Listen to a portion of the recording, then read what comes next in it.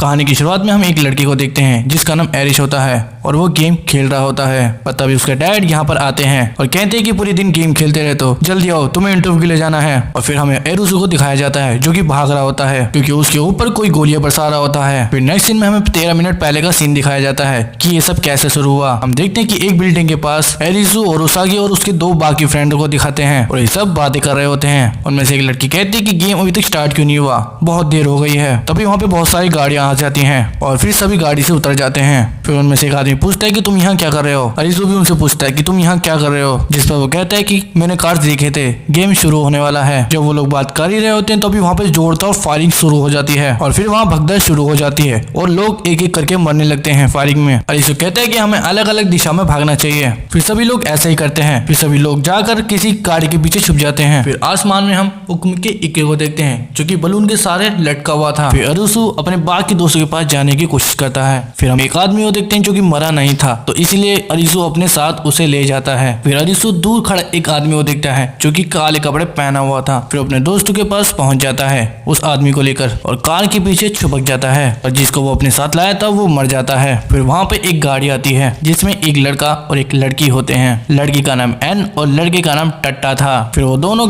जल्दी गाड़ी के अंदर आने को कहते हैं। पीछा वो जैसे गाड़ी के अंदर जा रहे होते हैं तभी वहाँ पे एक ग्रेनेड आ जाता है जिसको जैसे उनका एक साथी वहीं पे छुट जाता है और बाकी लोग वहां से भाग जाते हैं। इनका पीछा अभी भी वो काले कपड़े पहनने वाला आदमी कर रहा था और इन पर गोलियां बरसा रहा होता है। फिर थोड़ी देर बाद गाड़ी एन चलाने लगती है और गाड़ी को फुल स्पीड में चलाने लगती है और वो काले कपड़े वाले को पीछे छोड़ देती है। पर थोड़ी देर आगे जाने के बाद इनकी गाड़ी पलट जाती है। ये सभी नीचे गिर जाते हैं और वो काले कपड़े वाला आदमी अपनी गाड़ी लेके वहां से चला जाता है। ये सभी एक जगह पे आ जाते हैं। फिर टाटा कहता है कि हमें गाड़ी ढूंढने जाना चाहिए और अरिसु और उसाकी को कहते हैं कि तुम खाने का बंदोबस्त करो। फिर वो टाटा और लड़की वहां से चले जाते हैं। अरिसु और उसाकी खाने का इंतजाम करते हैं। अरिसु और उसाकी को एक दुकान मिलती है जहाँ पर उन्हें खाने की काफी सारी चीजें मिल जाती हैं। फिर वो अपने बीते हुए पलों को याद करने लगता है कि जब मैं अपने दोस्त के साथ खाना खाने जाता था तो कितना मजा आता था। अरिसु उसाकी से कहता है कि मुझे वापस जाना है, लेकिन उसाकी यहाँ से जाने से मना करती है क्योंकि उसे वहाँ पे रहना पसंद है। ये कहीं जा रहे होते हैं तभी वहाँ पे टाटा गाड़ी लेके आ जाता है और यहाँ से चले जाते हैं। फिर हम अगले सीन में देखते हैं अरिसु छत पे खड़ा होता है जो कि हुक्म के बादशाह को देख रहा होता है जो कि बलून के सारे लटका होता है आसमान में। फिर सभी इकट्ठा होकर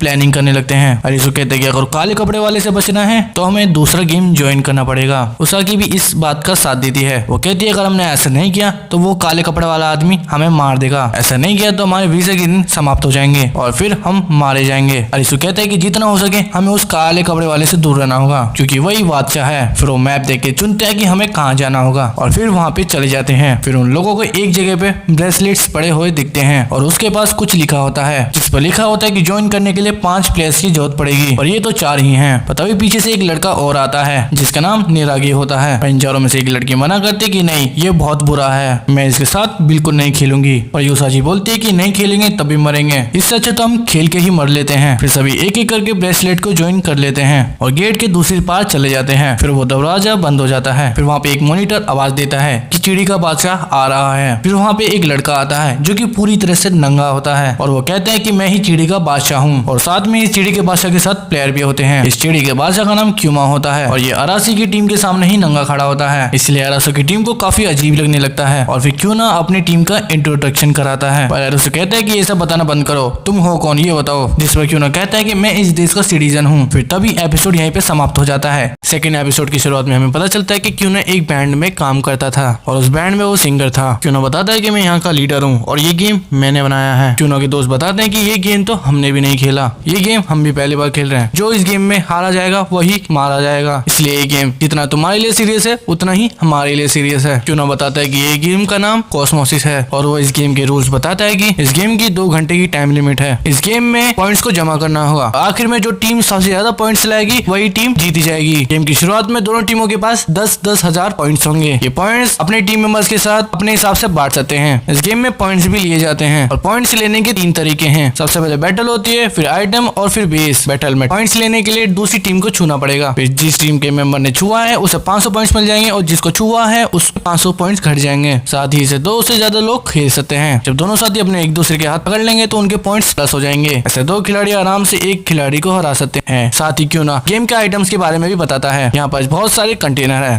पर आइटम सिर्फ 6 कंटेनर के अंदर ही है और इन आइटम्स को लेने के लिए आपको बोनस पॉइंट्स मिलते रहेंगे। और आखिर में आता है बेस। दोनों टीमों के एक एक बेस रहेंगे। अगर कोई टीम दूसरी टीम के बेस को छूती है तो उसे 10,000 पॉइंट्स मिल जाएंगे। इसलिए अपने बेस की हिफाजत करना तुम लोगों का ही काम है। जब कोई टीम का मेंबर अपने बेस को छूता है तो उसके पॉइंट्स अनगिनत हो जाएंगे। फिर जिस मेंबर के पास अनगिनत पॉइंट्स हैं, अपने बेस को छुए हुए विरोधी टीम के किसी मेंबर को छू लेता है तो विरोधी टीमों के सभी मेंबर्स के पॉइंट्स उस टीम को मिल जाएंगे। फिर विरोधी टीम के पास कुछ भी नहीं रहेगा, जिसकी वजह से उस खिलाड़ी की मौत हो जाएगी। जब किसी टीम का मेंबर का ब्रेसलेट इनएक्टिव हो जाएगा, फिर वो विरोधी टीम के किसी मेंबर को छूता है तो उसे शॉक लगेगा बिजली का, जिस वजह से दोनों प्लेयर्स बेहोश हो सकते हैं। क्यूनो वहाँ गेम के रूल्स बताने के बाद वहाँ से जाने लगता है और इस क्यूनो से पूछता है कि अगर हम ये मैच जीत जाते हैं तो क्या हम अपनी असल जिंदगी में जा सकते हैं। तब इस पे क्यूनो कहता है कि कोई रियल दुनिया नहीं है, बल्कि यही रियल दुनिया है, क्योंकि जब लोगों का मौत से सामना होता है तब उनके असली चेहरे सामने आ जाते हैं। फिर भी अगर तुम्हें सच जानना है तो मुझसे पूरी ताकत लगा के लड़ना। बाद में गेम स्टार्ट हो जाता है। अरिसु अपनी 2-2 की टीम बनाता है। टट्टा को वो अपने बेस पे बैठा देता है ताकि वो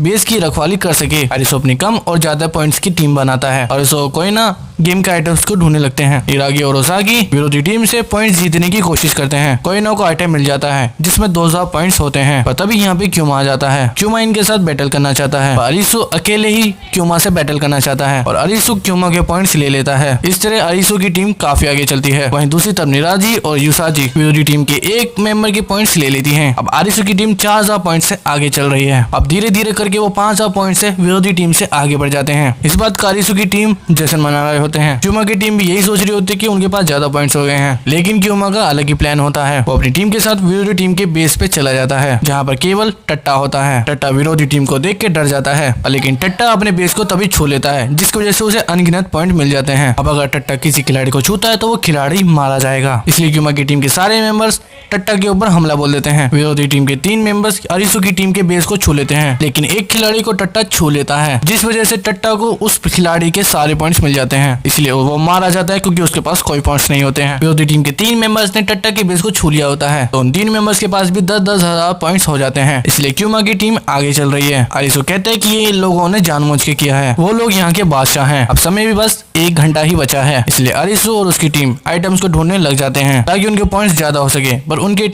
पॉइंट्स ज्यादा नहीं होते क्योंकि उन्हें कोई भी आइटम नहीं मिलता। क्यूमा की टीम के खिलाड़ी भी अरिसु की टीम के खिलाड़ी को छू लेते हैं, जिस वजह से अरिसु की टीम के सारे पॉइंट्स विरोधी टीम के पास पहुंच जाते हैं। अरिसु को एक कंटेनर में आइटम दिख जाता है, लेकिन वहाँ पे एक लड़की होती है जो कि विरोधी टीम से होती है। यहीं पर क्यूमा भी आ जाता है और क्यूमा अरिसु को छू लेता है और अरिसु के 500 पॉइंट्स क्यूमा को मिल जाते हैं। और क्यूमा ये कह के चला जाता है कि ये गेम जीने मरने का है, मुझे दिखाओ कि तुम क्या कर सकते हो। अब अरिसु की टीम घबरा जाती है क्योंकि पॉइंट्स कमाने के लिए उनके पास कोई तरीका नहीं मिल रहा था और समय भी बहुत ही कम बचा होता है। अरिसु के पास एक आइडिया आता है। वो कहता है कि हमें विरोधी टीम के बेस को छूना होगा। इससे जान का खतरा तो होगा ही, पर साथ ही हमें पॉइंट्स मिल जाएंगे। अगर हमारे कम से कम 2 मेंबर्स ने भी उसके बेस को छू लिया तो हमें 20,000 पॉइंट्स मिल जाएंगे और जीतने के लिए इतने पॉइंट्स हमारे पास काफी होंगे। इसलिए वो अपनी टीम को मोटिवेट करके विरोधी टीम के पास चला जाता है, जहाँ पर युसाजी उनका ध्यान भटकाने की कोशिश करती है। हालांकि एक प्लेयर का ध्यान भटक भी जाता है। वो प्लेयर युसाजी के पीछे पीछे जाता है ताकि वो उसके पॉइंट्स हासिल कर सके और अरिसु की टीम वहाँ पे आ जाती है। ये तीनों मिलकर क्यूमा की बेस की तरफ भागते हैं, लेकिन बेस को सिर्फ निरागी छू पाता है और सिर्फ उसे ही 10,000 पॉइंट्स मिलते हैं। अरिसु को समझ नहीं आता कि आखिर ये कैसा हुआ और वो अपने आप को कोसने लगता है। युसाजी भी आइटम्स को ढूंढने चली जाती है। अरिसु कहता है कि अब कोई फायदा नहीं, आइटम से भी हमें बस 2000 पॉइंट्स मिलने वाले हैं और हम उन लोगों की बराबरी नहीं कर सकते। सभी लोग निराश हो जाते हैं। निरागी भी यहाँ से चला जाता है। कोइना भी एक जगह आकर बैठ जाती है और गेम को खत्म होने में बस 10 मिनट ही बाकी होते हैं, पर तभी युसाजी की मेहनत रंग लाई। उसे एक आइटम मिल जाता है और अब सिर्फ अरिसु की टीम 500 पॉइंट से ही पीछे रहती है। इसलिए अरिसु कहता है कि मैं उनके बेस को छू लूंगा, इससे मुझे पॉइंट्स मिल जाएंगे। शायद मैं मर जाऊं पर अपनी टीम को जिता के रहूंगा। जब युसाजी वहाँ से जाने लगती है तो वहाँ पे निरागी होता है। निरागी बताता है कि मैं मरने वाला हूँ, लेकिन मैं अंदर से बहुत बुरा हूँ, क्यों ना हम बचे हुए कामों को पूरा करें। निरागी युसाजी के साथ जबरदस्ती करने लगता है। उसने पहले सीजन में भी युसाजी के साथ जबरदस्ती करने की कोशिश की थी। युसाजी निरागी से बच के भागने की कोशिश करती है। दूसरी तरफ अरिसु विरोधी टीम के बेस की तरफ भाग रहा होता है और यहीं पे ये एपिसोड खत्म हो जाता है। फिर अगले एपिसोड में हम देखेंगे कि अपनी टीम को जिताने के लिए अरिसु अपने 500 पॉइंट्स ला पाता है या नहीं ला पाता है। एक्सप्लेन अच्छा लगा हो तो वीडियो को लाइक कर देना और सपोर्ट करने के लिए आप सब्सक्राइब कर सकते हैं। तब तक के लिए थैंक्स फॉर वॉचिंग।